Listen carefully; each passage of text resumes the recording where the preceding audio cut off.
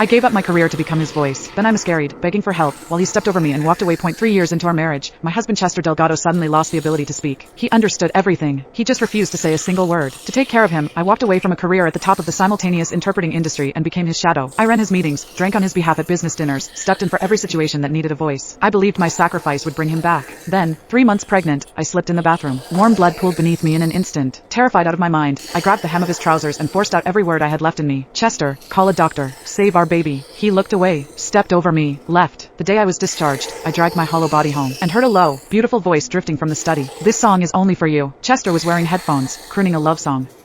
His eyes were half-lidded, his whole face soft in a way I'd never seen directed at me. On the other side of the screen was his childhood sweetheart, the one he hadn't seen in years. He was gazing at her, and the light in his eyes was brighter than any star I had ever seen. In that moment, I finally understood. Chester didn't have mutism. He simply had nothing to say to me. If that was the case, then this one-woman show was over. I knew the song Chester was singing. I knew it well. When we were first together, he used to hum it in front of me constantly. The look he'd worn back then, it was the same one on his face right now. My vision blurred. For 3 years, I had wanted nothing more than to hear Chester speak again. Even one word would have been enough. He never gave me that. Now the wish had come true, and 1,000 days and nights of chasing doctors and begging for cures became a joke. I swallowed the tears back down and returned to the bedroom. Chester's phone sat on the nightstand. He had given me his passcode a long time ago. I had never once opened it. I trusted him.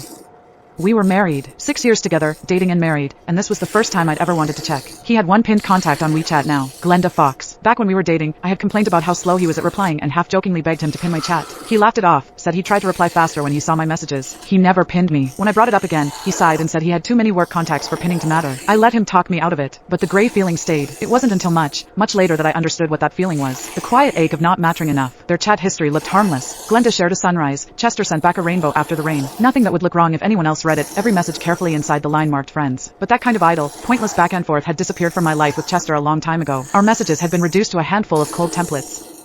Working late? Have you eaten? Did the contract get signed? I was about to close the chat when I accidentally tapped into his saved messages. There was a pinned voice note from Glenda. I pressed play. A bright, clear female voice filled the room. Chester, if you hadn't been so sharp-tongued back then, maybe we wouldn't have missed our chance. The timestamp was 3 years ago, the same day Chester lost his voice. Something broke open in my chest, and cold air rushed straight through. So his illness had been a lie. All of it. Chester had punished himself with silence, a monument to the love he missed out on. And he kept it from me, lied to my face every single night for 3 years. I scrubbed the tears away and set the phone back exactly where I'd found it. I pulled open the bottom drawer of the nightstand. Inside were all my professional certifications. My fingertips traced the embossed lettering, and for a moment I saw myself again, standing at the front of a conference hall, commanding the room. But just days ago I'd been nothing.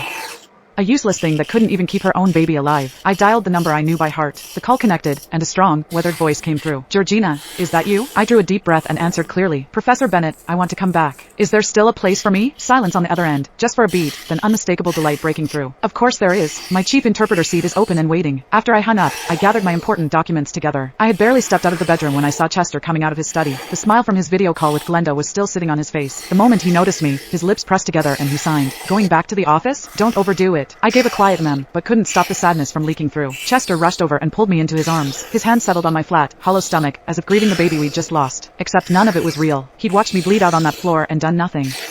What grief could he possibly share with me? All of this, the arms, the tenderness, was just to keep me calm, keep me obedient, keep me running his company the way I always had. That was the only way he could give Glenda his undivided attention. I pried his fingers off me, turned around, and asked him, your condition, when is it going to get better? His fingers flew over the screen, and the mechanical voice played from his phone. Georgina, do you still look down on me for being mute? That day you miscarried. I wasn't ignoring you. I had another episode. If you think I'm just dead weight, I can let you go. Every single time I brought up his illness, Chester fell back on the same guilt trip. When his parents cornered me about when I'd produce an heir, he said nothing. When the press accused me of marrying him for the Delgado fortune, he stayed silent. When I was on the verge of losing our baby, he wouldn't even make one emergency call for me. And afterward, Chester would always apologize, tell me he was just a mute, tell me he didn't deserve me.